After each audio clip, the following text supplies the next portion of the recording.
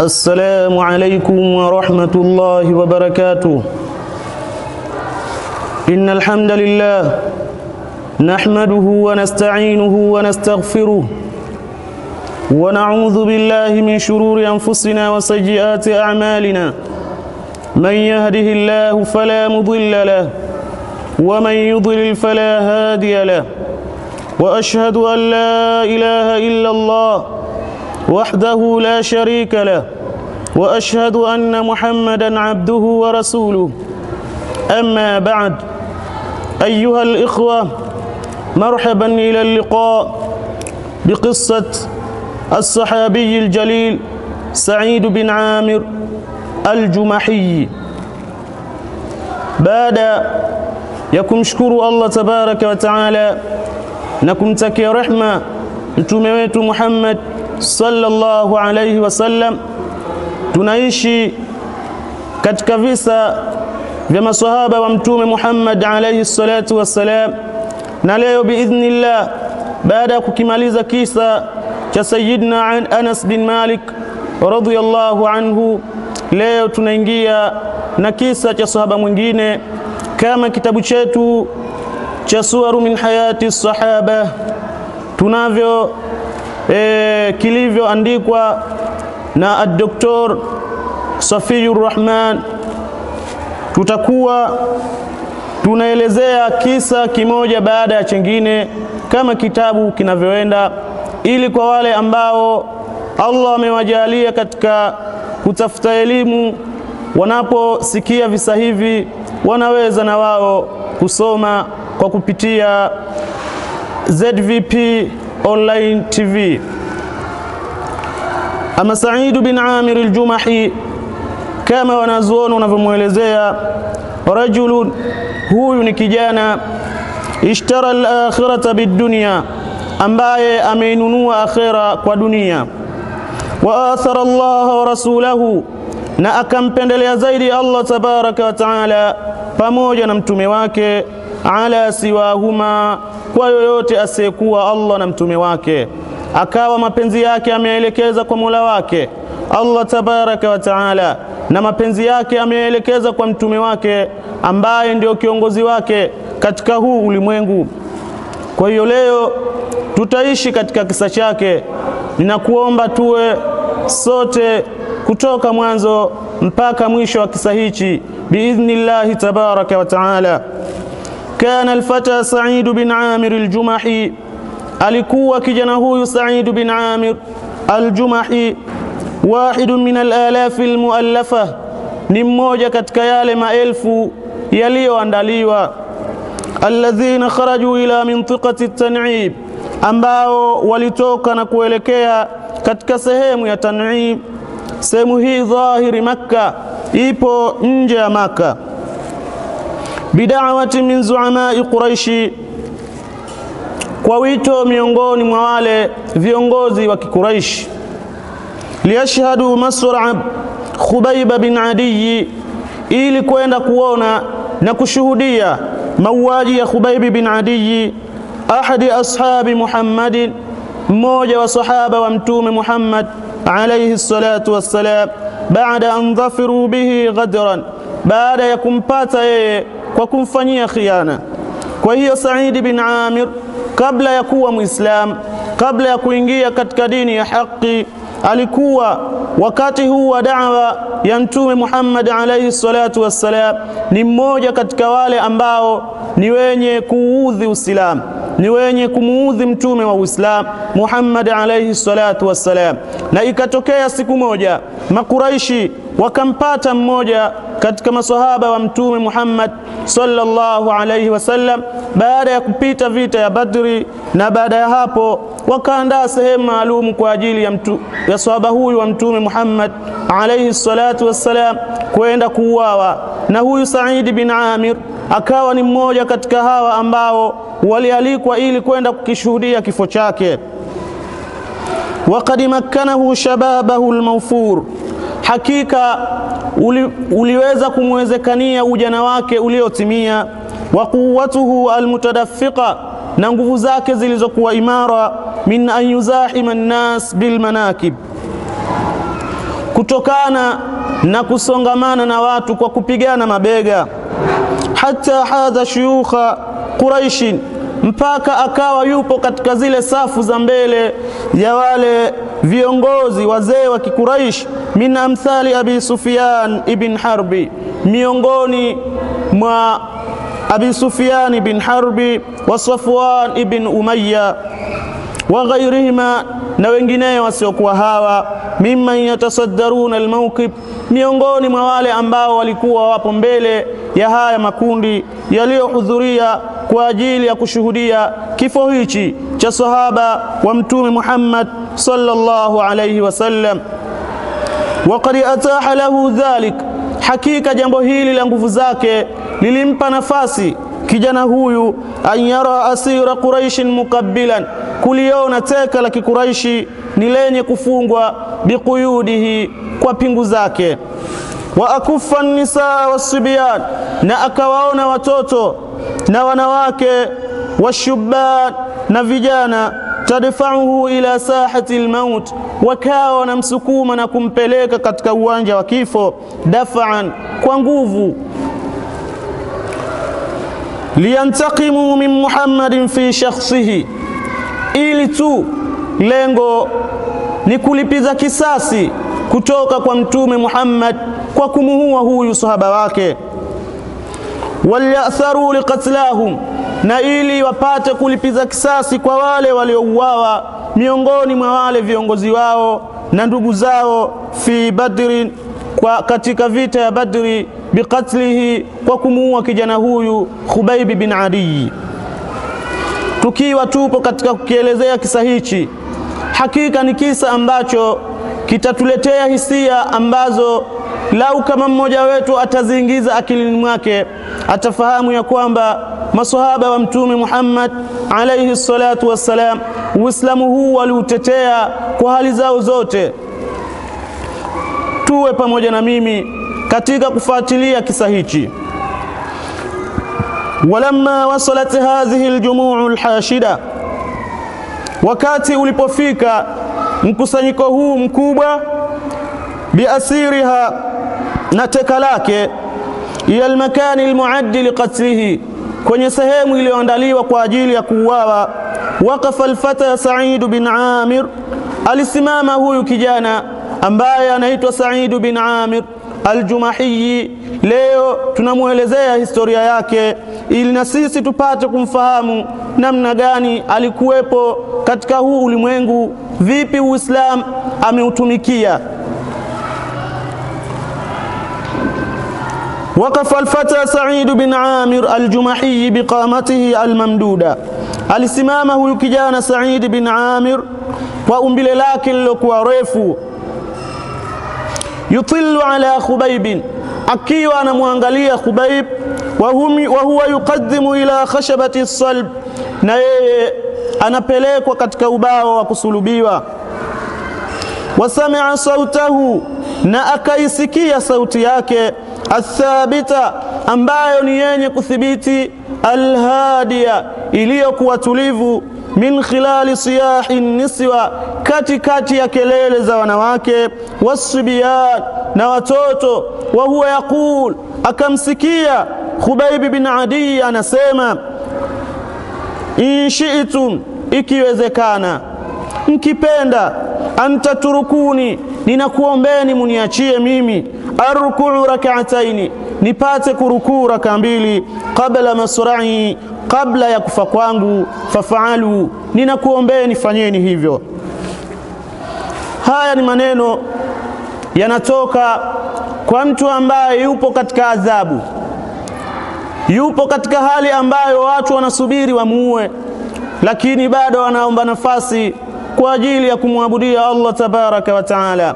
Mafunzo tunayopata hapa, ndugu zangu Waislamu, suala la ibada mtu anahitajika alitende na alifanye katika hali yake zote, akiwa mzima, akiwa katika hali ya ugonjwa, na akiwa katika hali ya shida, basi ibada bado inasimama kwa mtu yoyote yule ambaye ameikubali kalima ya la ilaha illa Allah Muhammadar Rasulullah, anahitajika ibada aitekeleze.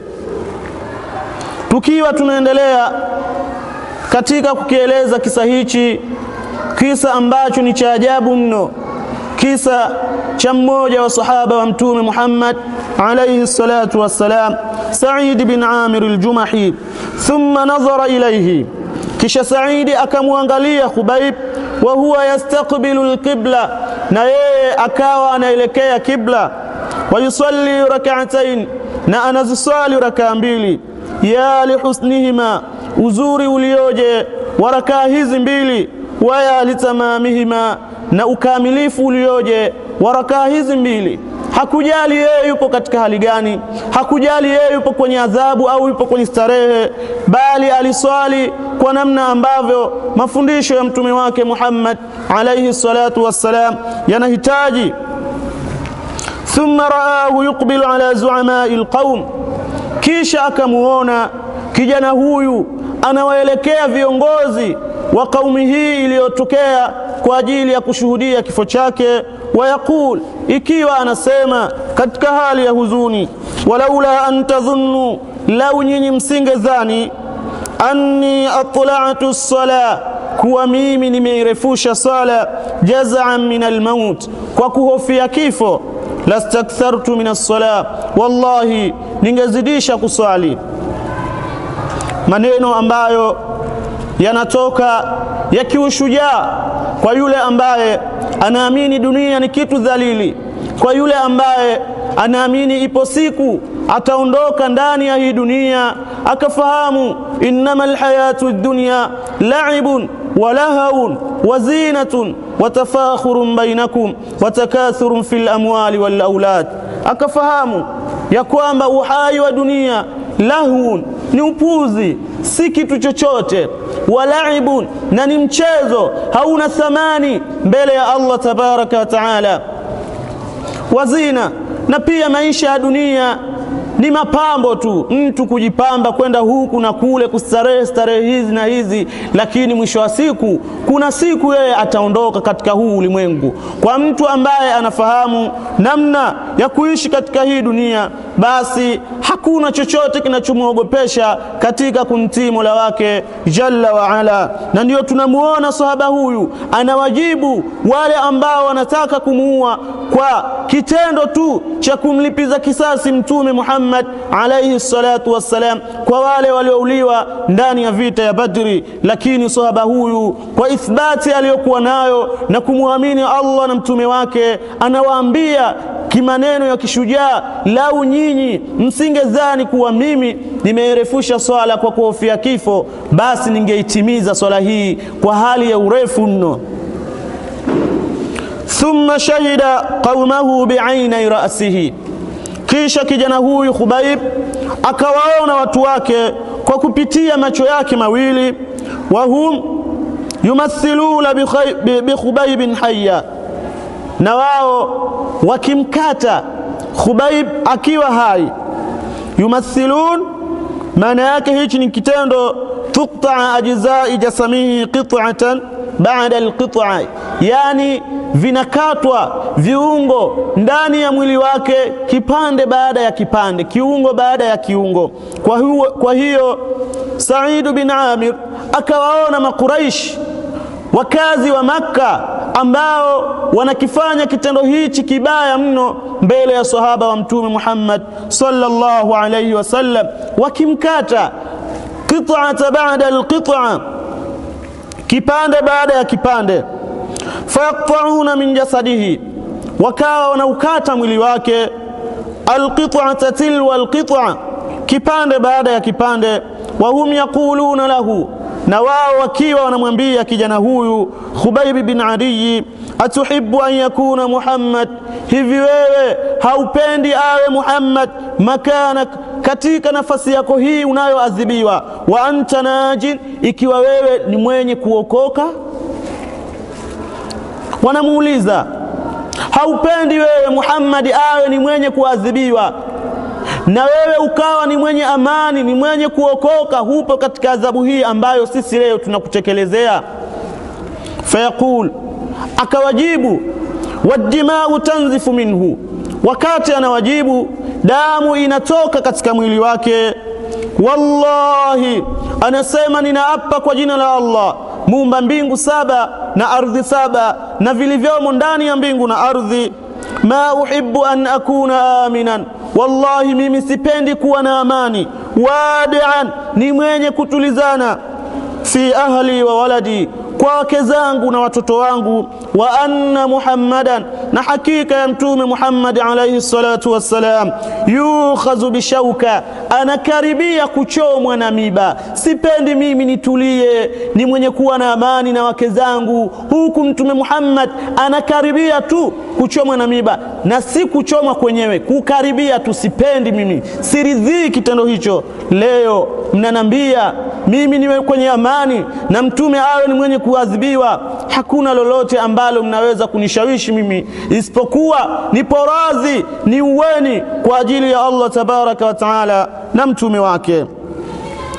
Fayulawu an-nasu biaidihim fil fadha, watu wakanyanyua mikono yao juu, wayataala siyahuhum, na wakapiga kelele, sauti zao wakazifanya kuwa juu, aniqtuluhu iqtuluhu, muweni muweni. Watu baada ya kuyasikia maneno haya ya kishujaa kutoka katika kinywa cha sahaba wa mtume Muhammad alayhi salatu wassalam, watu wakaona ni maneno ya kejeli, maneno ya dharau. Yupo katika hali ya adhabu ambayo sisi tunamwadhibu, leo anatuambia maneno haya. Wakaona ni kejeli, ni dharau, wakasema aniqtuluhu iqtuluhu, muweni muweni. Thumma absara Sa'id bin Amir Khubayban, tukiwa tunaendelea ndani ya kisa hichi, Sa'id akamuona Khubayb yarfa'u basarahu, ananyanyua macho yake, ila samai, juu, min fawqi khashabati sulbi, kutoka katika ile sehemu ya ubao wa kusulubiwa.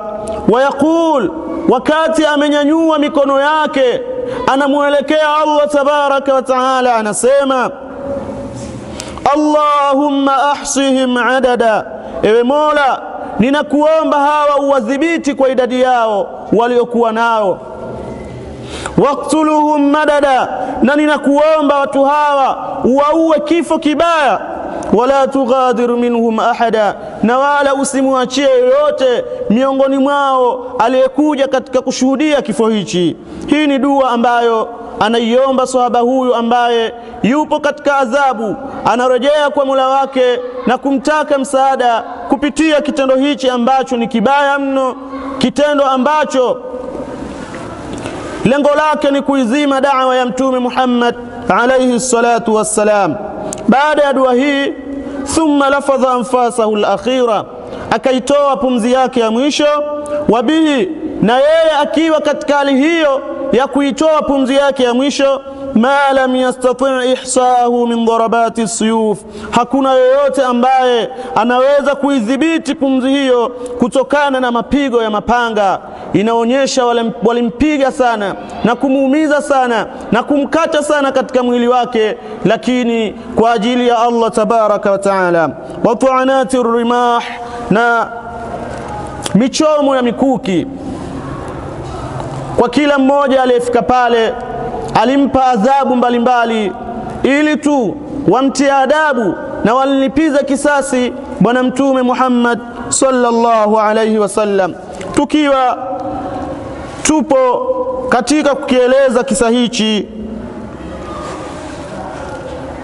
tuishia katika sehemu hii ili iwe ni wepesi kwa wale ambao wapo tayari kufuatilia darasa hii na kisa hichi cha sahaba wa mtume Muhammad alayhi salatu wassalam, na iwe ni mafunzo kwetu sisi, kwani wanawazuoni wanatuambia maneno machache, maneno yaliyokuwa bora ni yale machache lakini yenye kufahamika. Tumuombe Allah tabaraka wa taala tuwe miongoni mwa waja waliokuwa wema. Tumuombe Allah tabaraka wa taala atujalie miongoni mwa waja wake ambao wenye kutekeleza ibada. Na ninakuomba ndugu yangu Muislam, tukutane katika sehemu ya pili ndani ya kisa hichi cha sahaba Sa'id bin Amir al-Jumahi. Wa hadha, assalamu alaykum wa rahmatullahi wa barakatuh.